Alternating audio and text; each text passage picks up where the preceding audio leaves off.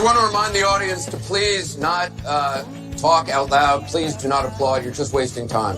Aye, aye, Admiral Butthead. So don't mess with me. I think you should let me run the country. You run CNN. I pray for the president all the time. Back to the lock with you, I've now been 57 states. We didn't crawl out from under no rocks. We didn't have no tails. We didn't come from monkeys. You wait till you just think of me. Donald Trump has no longer had the capacity to break my heart. No, Fist. You've seen this. This is way beyond Fist. Don't try to be funny, will you, meathead?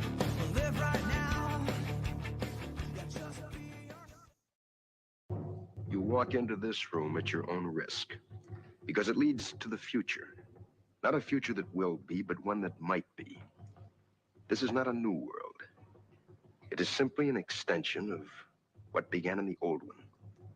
It has patterned itself after every dictator who has ever planted the ripping imprint of a boot on the pages of history since the beginning of time.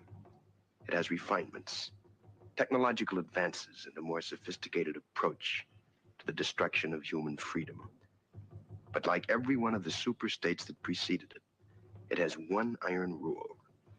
Logic is an enemy and truth is a menace. This is Mr. Romney Wordsworth in his last 48 hours on Earth. He's a citizen of the state, but will soon have to be eliminated because he is built out of flesh and because he has a mind.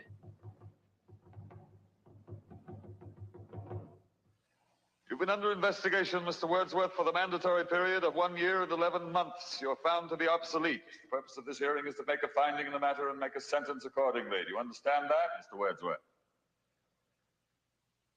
Your occupation... Oh, brother, there was a little bit there. I just want you to see and appreciate. That's a new opening, brother. Obsolete. Yeah, I delete you. How come we can't get some Omega Man on that? Well, I mean, we will.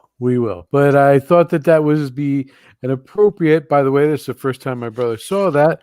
For those of you watching, he had no inkling that something like that was going to happen. So I wanted to drop that out there for our fun. So we have tonight's on our agenda. We have some fast and some fast information about the anti-Trump rhinos. We've taken a stand on the behavior of the GOP. We're going to have that. We're going to be talking about some of the silliness that we've seen from the from Republicans, and I should say mostly from the Democratic media. We're going to be talking about that with some of the information we have. But also, brother, we're going to be doing the Trump versus Reagan and impeachment too. Shouldn't since you were completely unprepared for today. I am completely unprepared. I have no Should problem I start admitting that? at this point. Yeah, why don't you start, brother? That'll give me a chance to catch up on some things. I mean, I just want to, I'm going to give you a little love there, and give you a little chance to catch up. Namaste. Namaste. We're going to try to not upset Facebook anymore. I do have to say that we have been kicked off Facebook. I guess we should mention that, right, brother? That we've been limited. I guess the way to put it is we've been limited. Censored. Put in Facebook jail. Convicted. Without due process. We are allowed to post certain things, like just like silly things almost. But there's a lot of other things that we can't post that they won't allow us to post. So, I mean, we'll see if they let us post anything about tonight's show. I doubt it. I can't post on any other groups. I can't post in any group. So there's a lot of restrictions placed on my account.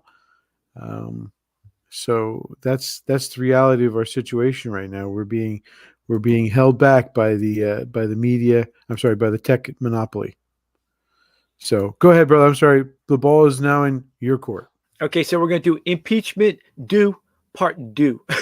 All right. So of course, this is a little bit French lingo there for our followers in French who we love.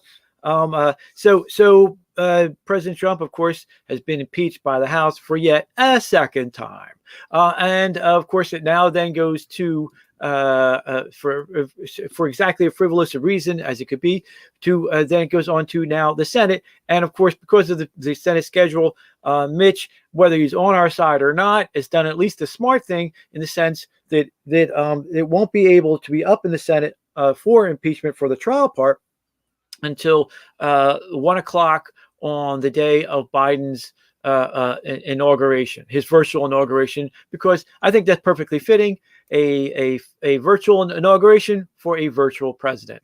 So can I just point out that the Democrats finally figured out that walls do work.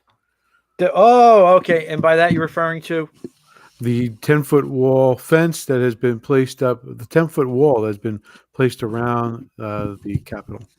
Oh, okay. So yes. So now they are pro wall, at least to keep the people out of the people's house. And so the question is, what's the purpose? Now the Gersh came out, a law Harvard professor, Alan Gershwin came out and said, "I lost you there. You still there?" Well, if I lost you or not, came out and said that that this is the most illegal, unconstitutional act done by any Congress. It is unconstitutional for the violation of the First Amendment, meaning the is violation of the first President Trump's right to speak.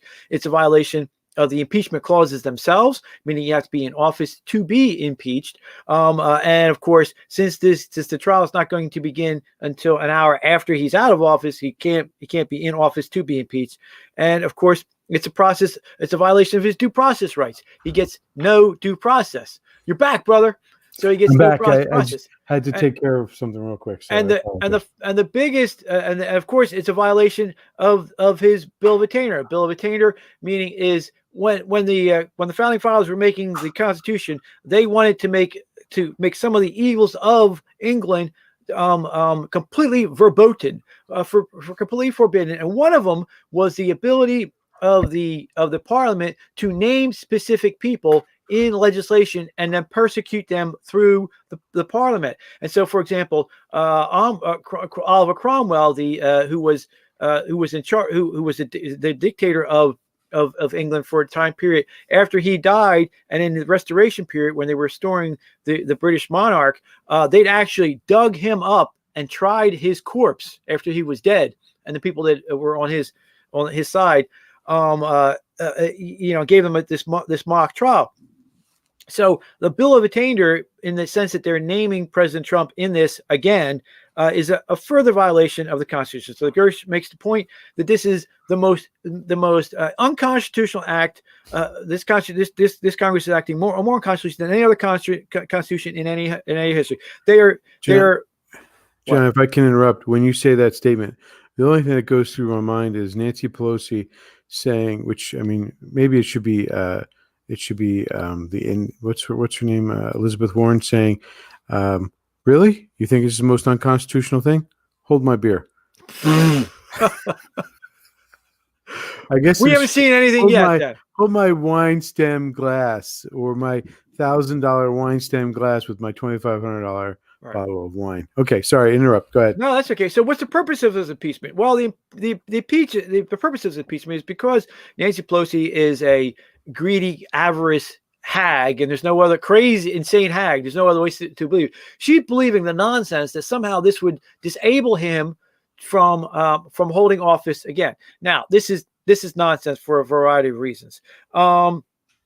The number one reason, of course, is because he's not in office, you can't impeach somebody. When the founding fathers wrote the impeachment part of the Constitution, the idea was, well, it's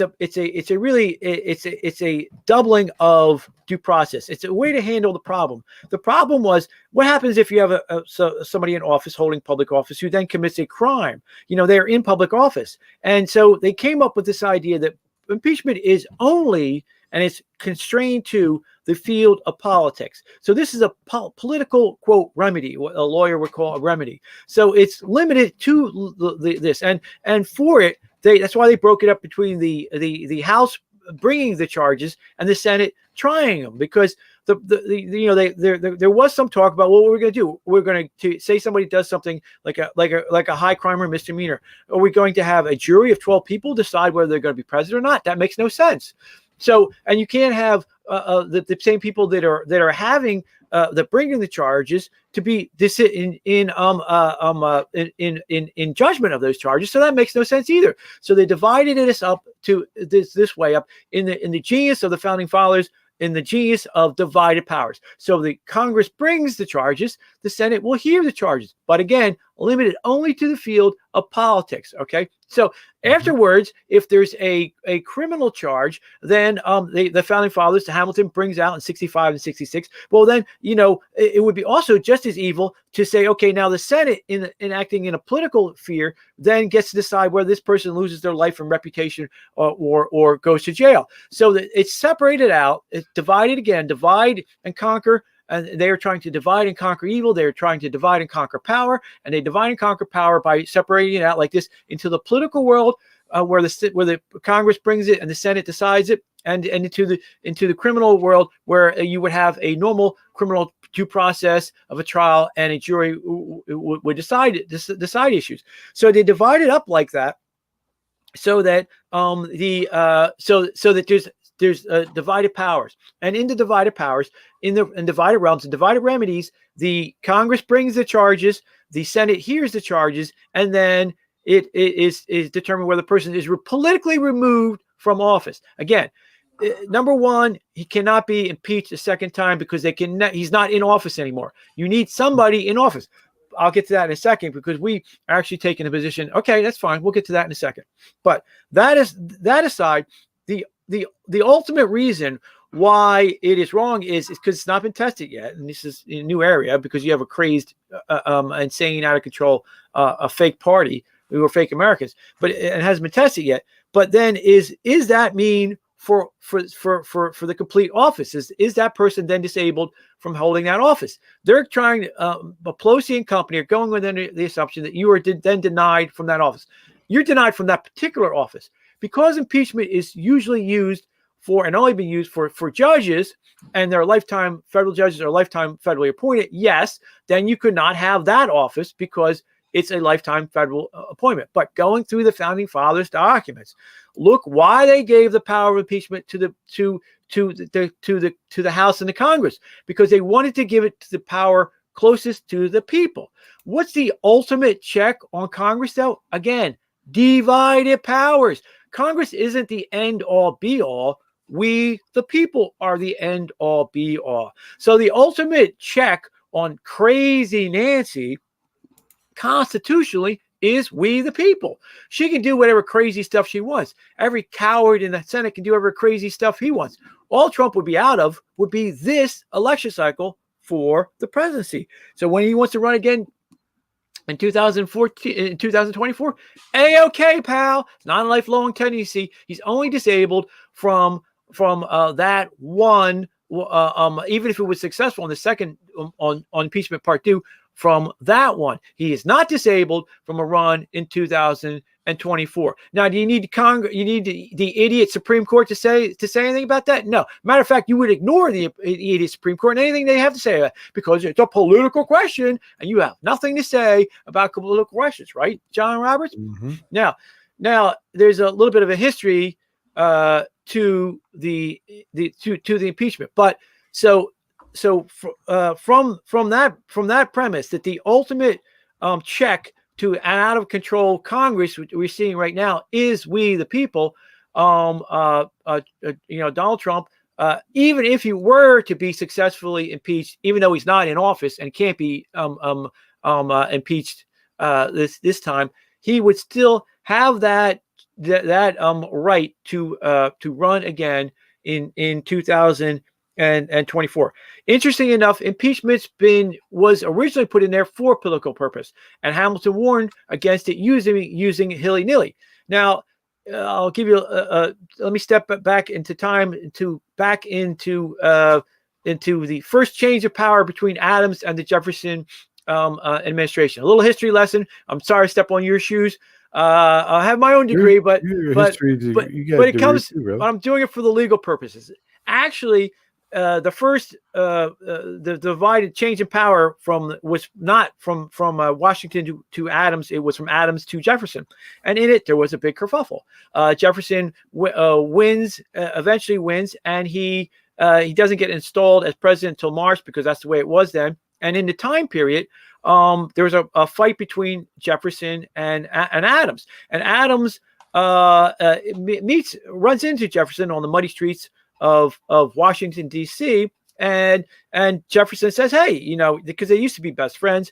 Adams winds up, because of this fight, not attending the inauguration. There's plenty of precedent then for Donald Trump to not attend this virtual inauguration. But in it, Adams, Jefferson says, hey, Adams, you're appointing all these people to the federal bench and to federal positions and to the Navy, and I'm the incoming president. You shouldn't do that. And Adams says to him, well, listen, we can cut a deal if you want, but you're trying to remove the Navy, and I want some of these people appointed. Why don't you just cut a deal?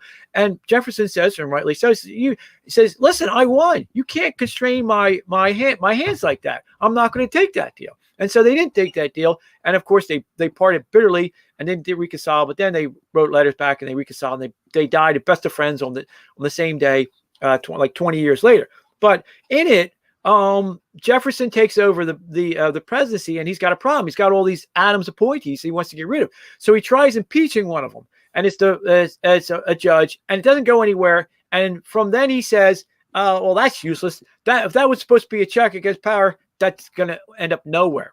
Interestingly enough, there is a case. One of the cases, of the early cases, was for Senator Blount. Senator Blount was a land speculator who actually was at the convention and signed the convention, and the land speculation market went into the tank, and he tried to create a treasonous act by sending a letter to the British, giving them trying to make an agreement with the British to traitorously sell out America, an American represented American interest, to give them, the British, Florida and New Orleans for a deal. That letter was then turned over to an American, a patriot, that then was turned over to Jefferson. And Jefferson gets this letter and reads it to the Senate and goes, what the hell is this? They impeach Senator Blount. And actually they try him like twice. And eventually they dismissed it because they say you can't really impeach a senator, which is nonsense, because of course you can, because they did it twice and they set the precedent. But it was more of a power thing that they did it because if you look at the actual words and you read the actual documents of the founding fathers, they expected impeachment to be the resolution for I wrote it down, for any of these offenses which proceed from misconduct of public men in office. So anybody who's a public man or woman or third generation or whatever, who does a misdeed, has this remedy of impeachment. And now that Nancy Pelosi has opened the door, hey, listen, you shall eat the fruits of your words. And now that she opens Pandora's box, this is strictly a political tool with a political remedy. So I know, I'm thinking there's a particular ex-president who needs to be impeached. One more point. The final arbitrator of whether it's constitutional or not is the requirements for president, which is you have to be over 35 years and a U.S. citizen, unless your name is Barack Obama, and you can give up your citizenship and pretend to be an American citizen. But other than that, those are the only requirements to run as president. So when they talk about when they talk about a federal statute that says you're barred, who gives a crap? Federal statutes don't outrank the Constitution. Those are the requirements for the Constitution. Trump is completely in his right to run again in 2024. Let me pick up where I left off. When they open Pandora's box like this, I think that, listen, your enemy has now used this tool. Now they will continue to use it against every Republican every single chance they get. unless they've learned the price of doing it. Just like anything else, when you have a bad actor acting badly, if they don't pay a price, if you don't take a ruler and smack it over their hands, they will continue to do it. So now these evil words need to be shoved down the throat of Nancy Pelosi and the Democrats. So impeachment now must be shoved down the throat. So all you need, according to the Constitution, is misconduct from a public office holder. You have a public office holder, then you have misconduct. For example, Nancy Pelosi called the chairman of the chief staffs, Miley, and said Trump is out of control, and made some statement to him about the nuclear football that's following around Trump. This is the most dangerous act and the most dangerous breach of national security and America is potentially more in danger than any other time since the Bay of Pigs. Literally, the reason why President Trump has the nuclear codes is being followed around by our colonel with the nuclear football codes that they're ready to insinuate our enemies, is so that they don't, Russia and China, fire a first strike destroying U.S. cities and U.S.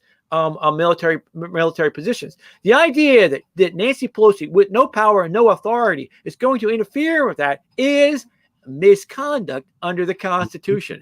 Not only so that now we're she's usurping the authority of the. She's usurping the authority of right. If you want to talk about somebody who deserves to be impeached, number one on that list is Nancy Pelosi. Now, to her credit, does it also then mean we can start impeaching judges as well? We can get rid of every judge that does not follow the Constitution and will not say, like Sullivan.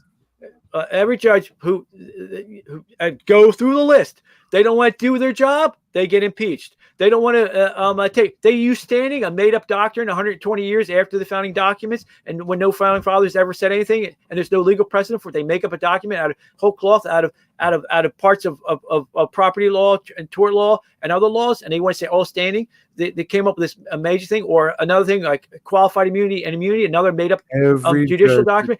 Every single time. The election. Right. Boom. Out you go. Now you lose that office. And then you will hold accountable the judiciary. But but also how about Speaker of the House? How about senators? Because the precedent's been set. How about everybody who refuses to follow the Constitution? Listen, the Constitution is nothing more than a glorified contract. It's very simple. It says shall not infringe. If you infringe, bye-bye. It's just simple. This is the danger of out of control power. And when you have a megalomaniac who's in charge of the House, who thinks she can get away with anything and thinks that, is convinced that she's, holding on to power and going to hold on to power. This is what you're getting. You're getting somebody who creates the precedent that will now. Precedent is set now. It's now time for us to do it. There is historical connection to this with Rome. This is when anybody. It's amazing because I was just going through my notes for different things, and I ran across these notes about this one particular bill that was passed. That if you weren't filing the right and following the right and noble way and being proper for Rome, that was the reason that they could try you. So, what happened to Rome in the late Republic, because I was during a Republic period, can happen to us too. I mean, we're not immune to that kind of shenanigans. Like, I think it was passed. I want to say it was before Sulla, and it was after Marius. It was Saturnarius did it, I think. But that's a different story. No. Basically, Rome had a version of common law that they had a precedent, Senate precedent, which they followed, or they didn't follow until the emperors eroded it and took it and destroyed Rome because it didn't adhere to its traditions.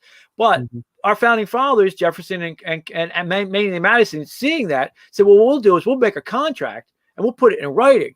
And as all the founding fathers said, this doesn't matter what the terms are, because without morality, you're not going to follow the rules anyway. And so there is a bigger problem that we have to address. But as a famous Sergeant Baldini has said, well, they've set the precedent, and the precedent has been set now. And so now that they've set the precedent, then they shall eat the fruits of their words. And the fruits of their words. Now, interestingly enough, there's a Republican. One of the bright lights of this ordeal that we're going through is that a Republican senator from Georgia, Republican House member, a brand new freshman House member, is saying on January 21st she is filing impeachment charges against Biden for the Burisma and for politically extorting the removal of a prosecutor, Ukrainian prosecutor, who was looking into the Burisma scandal and the Burisma paybacks. So everything that they tried they impeached President Trump for on one, which all he did was make a phone call to ask about, that Joe Biden did on the record on TV to get his son Hunter Biden, who has no experience, who was getting payoffs from this corrupt Ukrainian company called Burisma, and then a prosecutor was looking into. That is now, she's going to, and she's smart. This is what needs to be done. They did it to Trump on day one. It needs to be done to them times 10, so that they get the idea that if you're not going to follow the rules, you're not going to stay in your lane and follow the rules of our system because it's the moral thing to do, then you better do it because it's the smart thing to do, because you're going to get burned. And so to this credit, I forget her name is Marjorie. I believe her name is Marjorie. She's following it. She's one of the freshman Republicans who believes in what's right and doesn't care. Well, it's John Quincy Adams' beautiful quote. And it's a beautiful quote. It says that they asked some reporter, John Quincy Adams, after 17 years of not getting anything done in Congress, was being mocked by some reporter. Said, "You haven't done anything." And his main issue was slavery. They even gagged him, shut him up. And his main issue was trying to stop slavery. And he said, "You haven't done anything. Don't you feel depressed and discouraged?" And he goes, "No." He goes, duty is in my hands, but results are in the hands of God. So my job is just to do my duty, and the duty is what's right. So it's easy. Duty is ours, results are God's. It's a beautiful quote. Duty is ours, results are God's. So brother, we're 30 minutes almost into the show. So in that, we've now handled the impeachment. She's moving forward impeachment. So so I guess our official position is we're all pro impeachment because you've unleashed the whirlwind. And now it's time to pay the price of the piper. I'm mixing metaphors here, but you get the idea. That's okay. I get it. I'm sure our audience, you ready? Our audience, which is part of the most intelligent audience in the entire world, gets it as well. Unless, of course, they, are disagree with this, and then they're a bunch of idiots. Yeah, if they disagree with us, then of course. All right. So our next topic is I'm going to be talking about the rhino rats. And so this has been in the making for a while. We posted this on our website. This is something we've been thinking about, you and I. We've talked about it, the rhino rats, the crystals. And this is our response, especially to this impeachment nonsense that we've heard that they've been talking about. So that, by the way, John, that's our graphic. I created it. Whoa, cool. Your day is done. Your day is done. We say no more. You've had your chance. Liz Cheney, Romney, Mitch McConnell, and we should add Ben Sass to that too, and the rest of the Republicans who harken back to the days of McCain, W, and HW. We say no more. We don't want you in our party anymore. Your rich, entitled uniparty mentality is not us. Reagan gave us a gift, the path and the plan. President Trump revived it in the form of the America First agenda. You tarnished it. You are not us. You have misjudged us. You forgot this. We didn't join Trump. He joined us and stuck with us. We reject you, not just because you voted against President Trump for a second impeachment, not just because you didn't wait or bother to hear the evidence or do your own damn research, not just because you sought your own glorification over the American people, and not just because you betrayed the simple truth that Nancy Pelosi leads a party that is intent on maintaining power no matter how many bodies, as evidenced this last summer, they step over to maintain it. And not just because you put more faith in Nancy Pelosi instead of our President Trump. not just because you seek to purge us from our party, not just because you are a sellout. No, not just because any of those very good reasons. We reject you because when push came to shove, America needed a voice of reason to speak up for Trump supporters and President Trump. What did you do? You took the opportunity to try and purge us from the party, claiming principle. You piled on the crap along with the Democrats. You miscalculated. Remember the glee that Comrade Nancy had when she signed the impeachment papers? You were part of the reason why. So what? So what that you would have lost the vote? It was our battlefield, and you abandoned us and joined with the other side. Typical politicians. We don't believe the impeachment was right. We do not believe censure was a proper middle ground. If you think that either of these was reasonable, goodbye. As the original Ballistic Patriot would say, don't let the door hit you on the ass on the way out. We're the party, you are not. The Rhino Rats like Crystal and the warmongers or the neocons and Marxists are looking for some new friends. They can have you. We don't want you. You'll fit in fine as they're aligned with the Democrats. You're a true party. No bold tactic or strategic move here. Just get out. Stay out. And please stop calling yourself Republicans. One last point. When you abandoned us in the fight and threw Trump supporters to the wolves, we won't forget that during the primary. You know what else we won't forget? President Trump didn't abandon us. And we will remember that in 2022 and 2024. Brother, Pretty good, brother. I feel better after having written that and after having read that, because that clearly states what we are.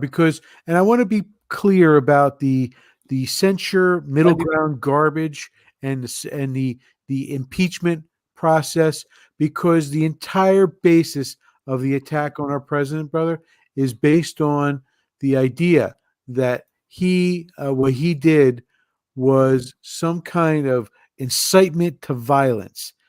And I say to those people, if that's what you truly believe, then you failed the single sole thing of having honest dialogue, which is doing your own research and checking your own research. And if you want to try to say his refusing to sit there and say Biden won is part of the incitement to violence, I would say you're wrong. I would say you're wrong in the very deepest of levels, because he wasn't just fighting for President Trump's presidency. He was, more importantly, fighting for the American people to have and to know that they had fair and true elections and that the process wasn't corrupted. If Iran, John, can have you have these elections that are solid, if they can make them happen there, why can't we do that here? There's a dozen different questions I would love to ask these so-called people who say that they're with us and they want to stand with us and they want to move forward with us, and then they turn around and attack President Trump, claiming falsely that he's responsible for what happened on January 6th. When clear, they jump to the gun. The president did it. The president did it. When here's the reality. Here's what we know. And this is the information that you can check on John Solomon's site of, I think it's, I can't, all of a sudden it ran out of my head. John Solomon is open. I think it's open, Just the News. That's Just the News. Yeah, that's it. Is that it? Yeah. So, justthenews.com. He did this piece where he explained that both the FBI and the NYPD had solid intelligence weeks leading up to January 6th. They knew that there was something being planned in the underground. And you can actually hear that in one of the interviews from one of the people who were arrested. They admitted that they had been hearing, and this was the guy who was the Black Lives Matter guy who joined in the crowd. He admitted that there was underground chatter that he was aware of. And that's one of the reasons why he showed up. So there was underground chatter that this was going to be a rush on the Capitol and that they were going to go after the Capitol. That information was out there. FBI had it. The NYPD had it. They did the proper thing, passed it on to the proper authorities in the Capitol. The Capitol Police knew about it. And, John, they did not prepare. I mean, John, you want to see what being prepared for some kind of attack would be? Go down to the Washington D.C. today. 10-foot tall fence. 30,000 troops sitting inside Washington D.C. today, and I mean every single police department or state police within 10 states has sent some kind of force, including the state of New Jersey, has sent some kind of force down there beyond our National Guard. The state police has a unit down there to protect this inauguration. So that's how you prepare for an event. I mean, this is a virtual event. I want to make that clear. It's a virtual event. How many people are they going to have?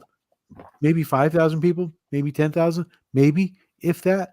We had 250,000 people. It's the narrative of the slander that Republicans are going to do something. And and that's my point, brother. Because these people who call for impeachment, those people I listed on that reading that I just did, and all the other ones who called for censure and all the other things, you fell into the narrative of the left, and therefore you are unreliable. Maybe you made an honest mistake, but you jumped on the bandwagon against the president. It's one thing to sit there and say, I'm not too sure about what happened. That's fine. No one was really sure. But you jumped on the bandwagon of anti-Trump, which in a way is a blessing to us. We know not to trust you now. So thank you for doing that.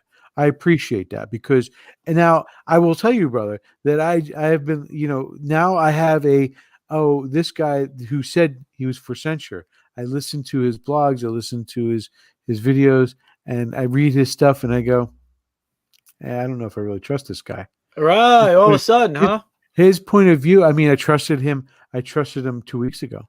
Yeah. And now, I mean, and the same is true with Let the poisons come out. Let all the poisons come out of the mud. Same is true with the others. And I say to myself, I'm not buying them any. I'm not buying that anymore.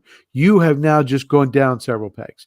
And it's not because you went after Trump as much as you jumped on the bandwagon to go after Trump without all the evidence, because that shows what's really in here.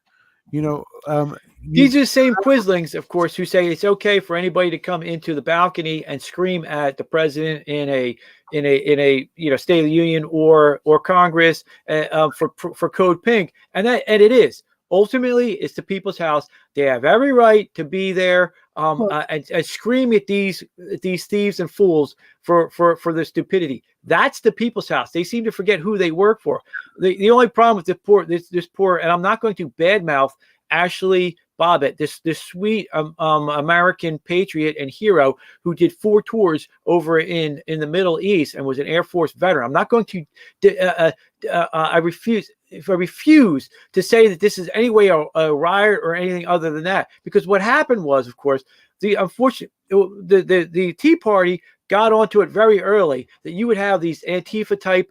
They weren't Antifa then, but you would have these agitators that were deliberately trying to cause trouble, and they would put these big arrow signs like you'd see in like a store that's advertising outside at a mall or something. They have these big arrows, and they would point at them and saying, "Not us," and they would go around following these agitators once they identified them. Because this was so spontaneous, this crowd of genuine citizens did not have that.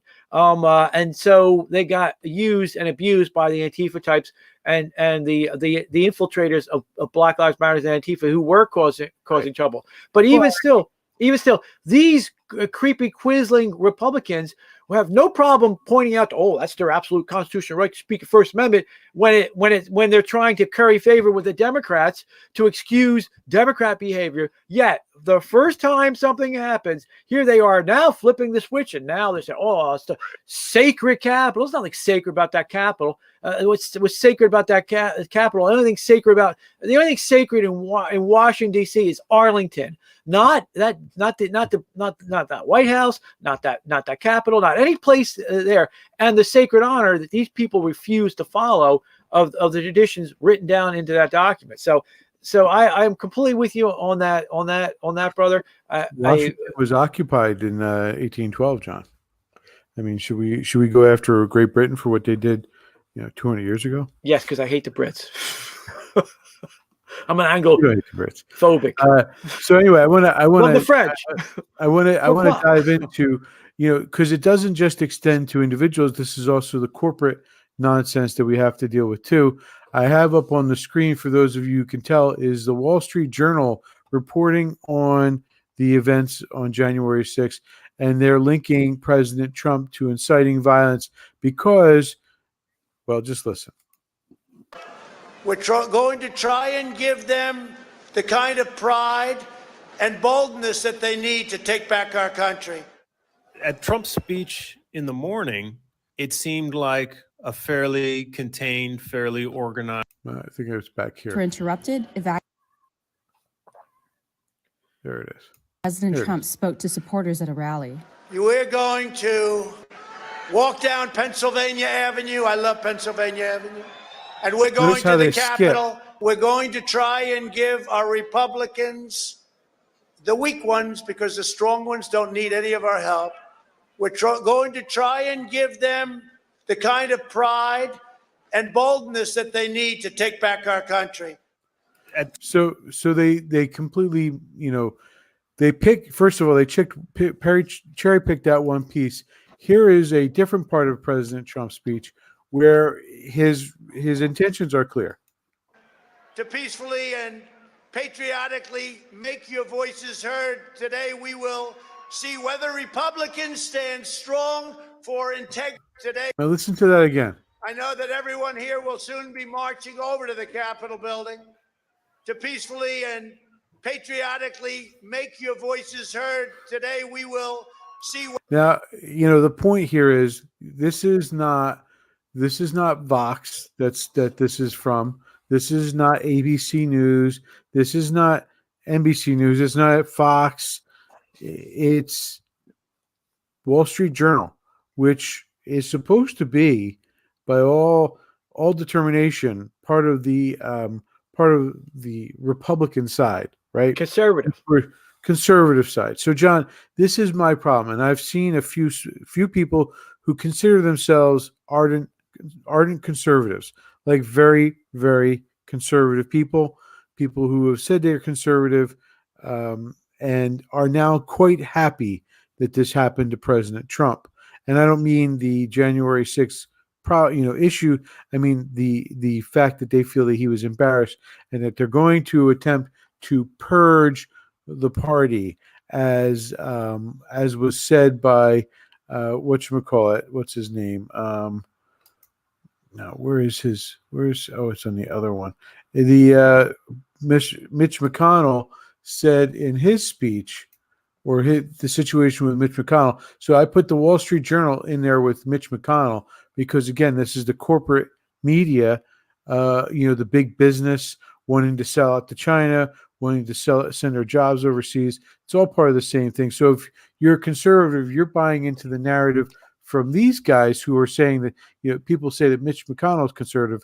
Mitch McConnell is not conservative. There's only one person that Mitch McConnell is worried about, and that's him. Leading up to the riot last Wednesday, McConnell also blames the president's comments and actions for losing the Republican majority in the Senate. Mitch McConnell, the Republican leader, has told associates he believes President Trump committed impeachable offenses and is pleased that Democrats are moving to impeach him, believing that it will make it easier to purge him from the party. The urgent coverage came moments after the New York Times banner headline. McConnell is said to believe Trump committed impeachable offenses. The Trump sycophants also reacted urgently. Tommy Lahren, do you know who she is? Our president, Donald Trump, who delivered a phenomenal speech filled with inspiration, patriotism. I just want to point out, John, that Mitch McConnell is being looped in there with the same people.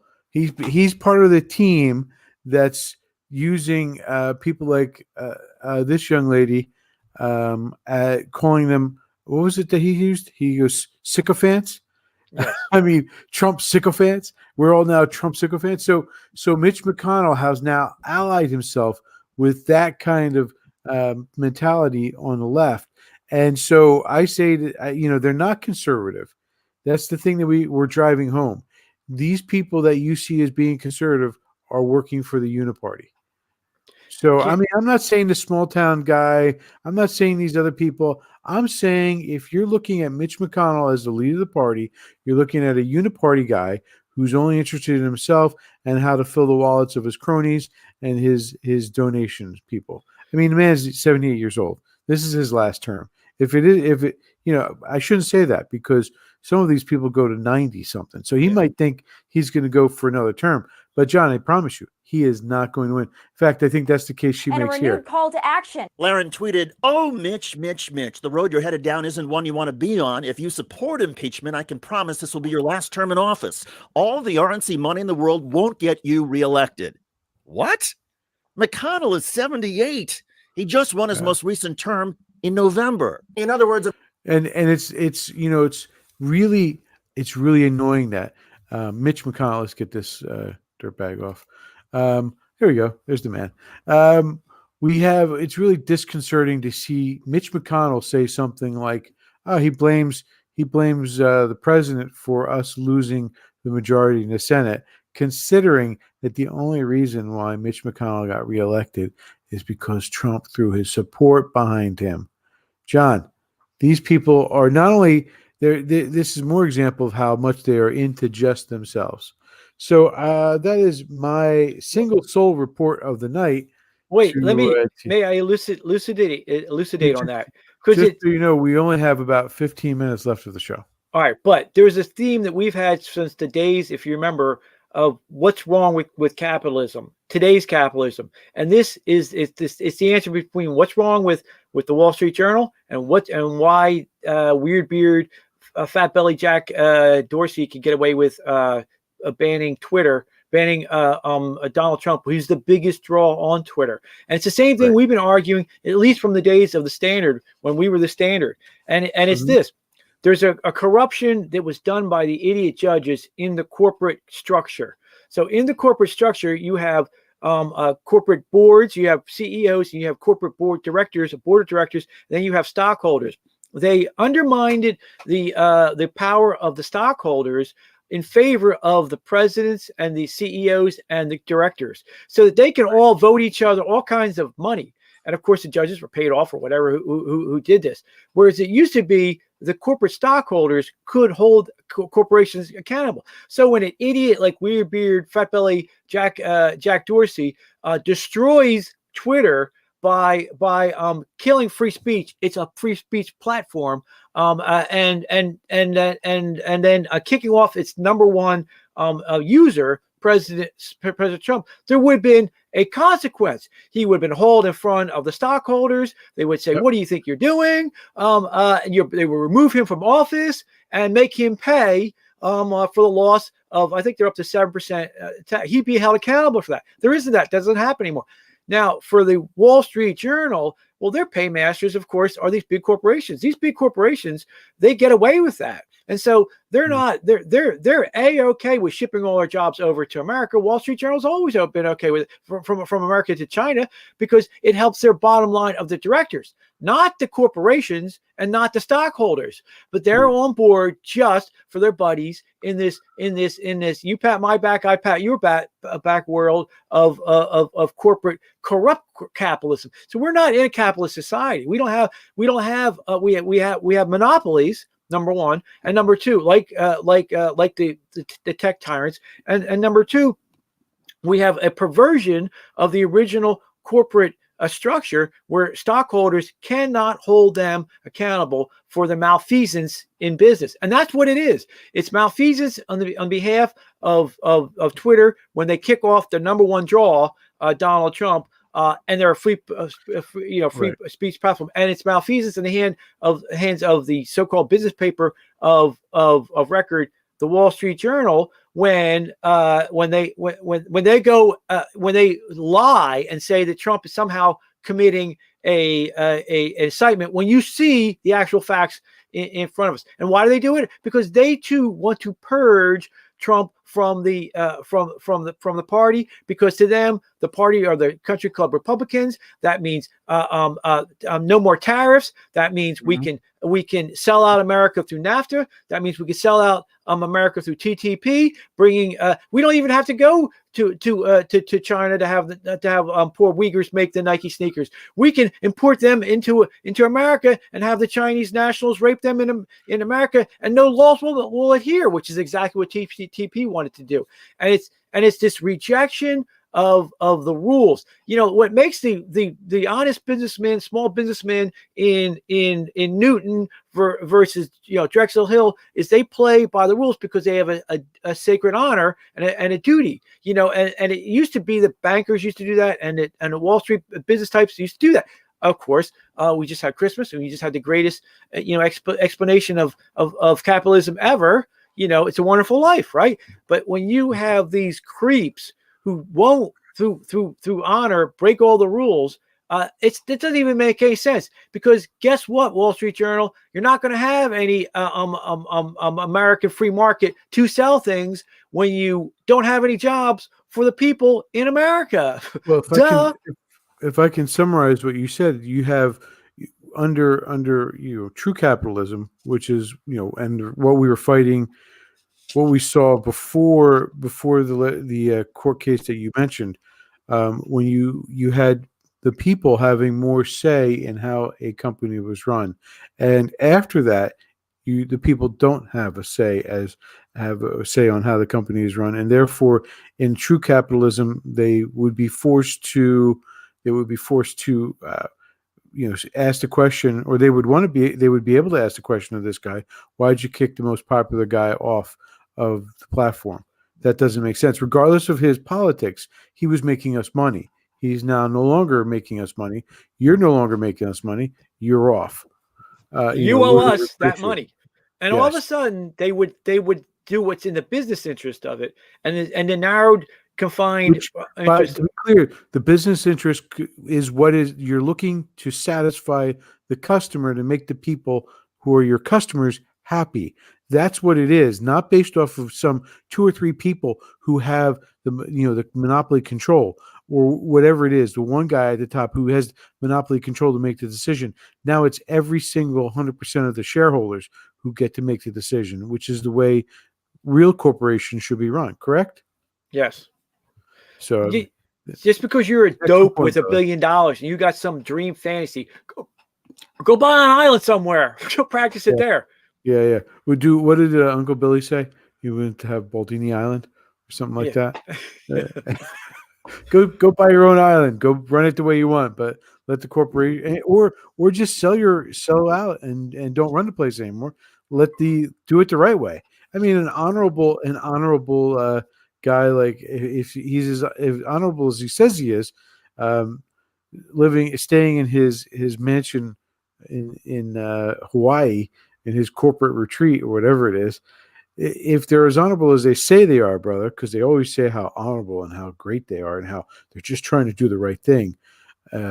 If they were, then they would be doing the right thing by letting their shareholders have a say in the matter, but they're not.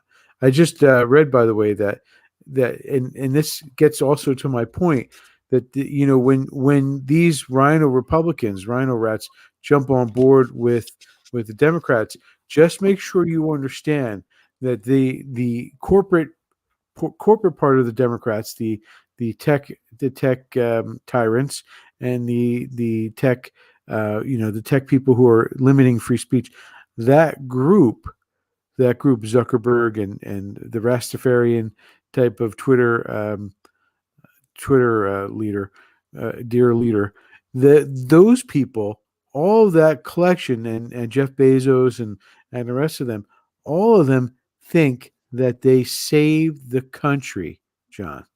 They think that they saved the country by shutting down Trump's Twitter, by limiting conservative speech. But they think that so in other words, I think if I had the artistic talent, I would be drawing them all as the Super Friends. And they would be the Wonder Twins. All right. They would be the Wonder Twins. And it would be that, what is that little rat that came with them everywhere? What was that? That monkey. Monkey. Yeah, the monkey, Gizmo. Yeah, Gizmo, that would be what they are. They would be the Wonder Twins. James, this is and gender cis neutral or whatever it is, John. James, this is proof positive of a statement that I'm going to make. The reason why you can't have a dictator or one person in charge is because people are too stupid to tell other people how to live their lives. Basically, it comes down to that. God's smart enough to tell us all how to live our lives. people like Dorsey and the biggest idiot on the planet, Bill Gates, too stupid to tell other people how to live their lives. That's why we should not listen to them and live our lives that way. Great saviors of humanity, John. Great savers. You're right. The dope utopia. So you want me to we have 5 minutes. You want me to do, I was going to do a historical review of Trump and Ronald Reagan, but we're short on time. So I figure maybe I'll just finish up with the Trump accomplishments for 4 years. Yes, let's do the accomplishments because, John, this time next week, we will have the virtual president. The virtual president, right? Yes. See if you can get some max headroom. He's the VP, John. We'll have Vice President Biden. Vice President, right? Because we know he at least got elected to that office, right? We know for sure that he got elected to that office. That's the one we can guarantee he did. So we are calling him Vice President Biden until they do actually do the audits. This is the top 10 things that winds up to be more than 10 things that Donald Trump did accomplish in 4 years. First off, no wars. Woohoo! First president in 30 years, depending on how you calculate it, that got no wars. And of course that's why Liz Cheney and company hate him so much, because warmongers need wars to sacrifice other people's sons and daughters to. So 450 miles of wall. Woohoo! Help with Hispanic sports, namely cross country and pole vaulting over the wall. Terrible. We're gonna get censored for that one, right? Got us out of NAFTA and TTP. All right. Also, saved the Jews, right? Middle East peace. 5 different peace agreements, right? Brought back tariffs. Woohoo! Gave the Russians the Germans. You like how they say how he broke up NATO and he's danger. Yeah. Well, wait a minute. He gave the Russians the Germans, if that's the case, and that's not a good thing to do. It's like a Trojan horse, right? So made NATO pick up the check for once, right? Okay. Opened up North Korea to particularly lucrative real estate deals. Remember, he's walking with little El Kim around the beach and he goes, "Look at all this beachfront property with no development." He walks in, John. He walks into North Korea by himself. And Vice President Biden has to have his inauguration surrounded by 20,000 troops. Yeah. Who's got guts, right? And who doesn't? But now this is the other one of the things that he gave us, though, was the worst racist president we ever had.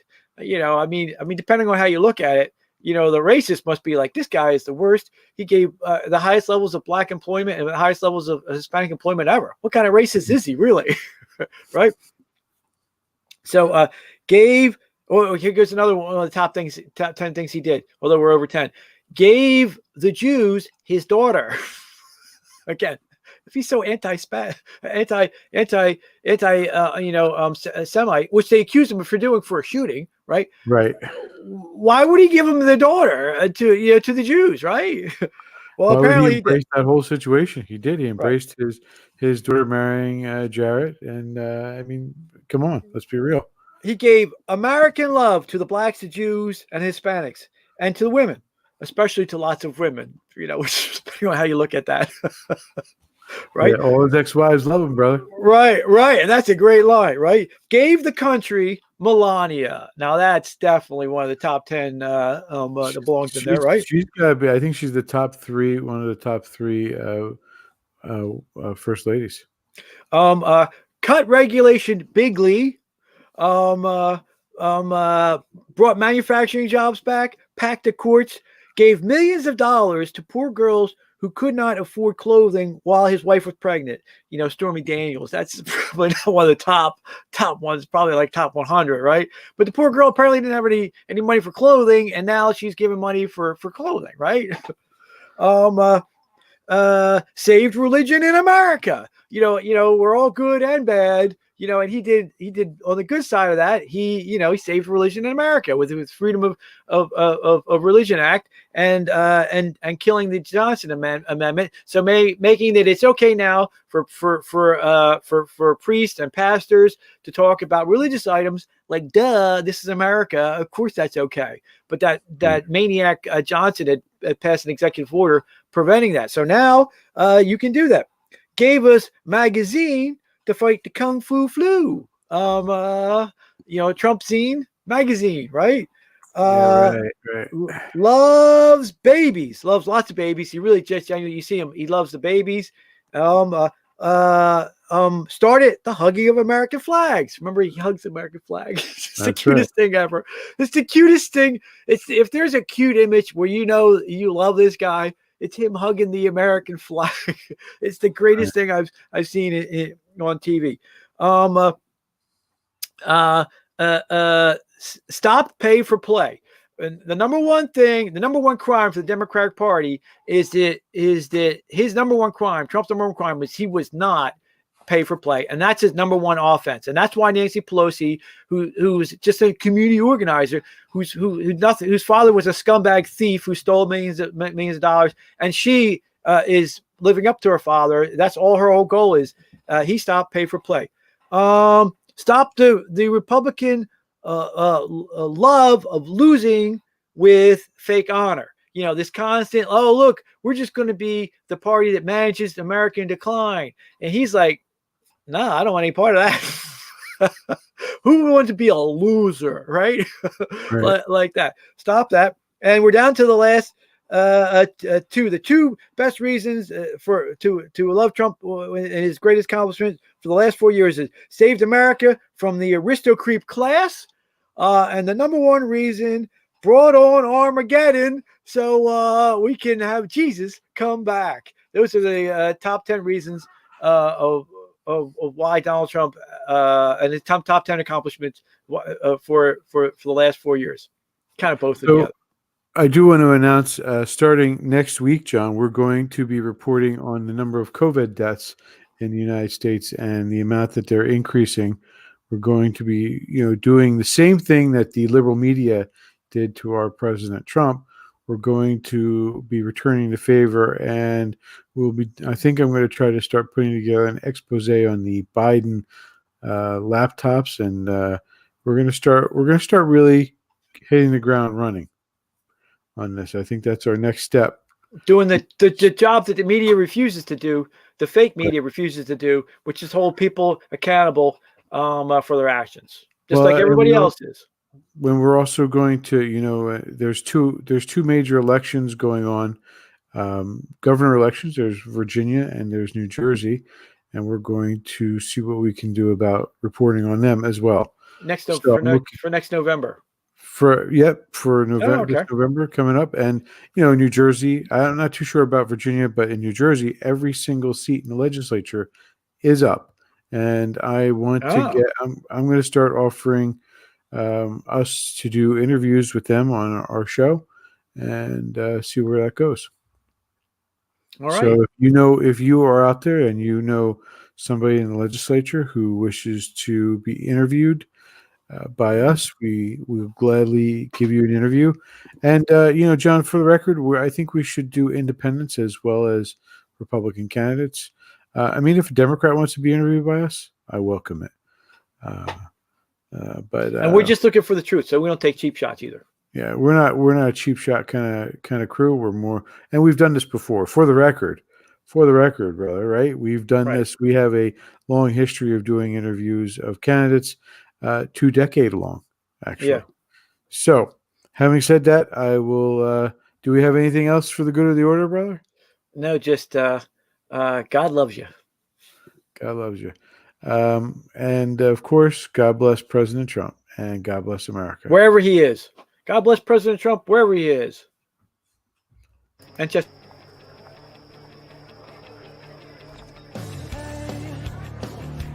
we want to remind the audience to please not talk out loud. Please do not applaud. You're just wasting time. Aye, aye, Admiral Butthead. So don't mess with me. I think you should let me run the country. You run CNN. I pray for the president all the time. Ugh, back to the lock with you, Nessie. I've now been in 57